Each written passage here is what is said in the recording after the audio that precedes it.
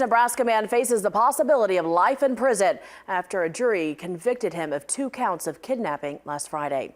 27-year-old Arjun Ahmed of South Sioux City, Nebraska, convicted after a 5-day trial in Sioux City federal court. Evidence showed in August 2019, he followed a woman from the Hard Rock Casino in Sioux City, where he then tricked her and pulled her into his car.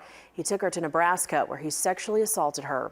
Then, in October 2020, he used a social media attack and tricked a woman into meeting him for breakfast. Instead of driving her to breakfast, he drove her to Bacon Creek Park, where he sexually assaulted her.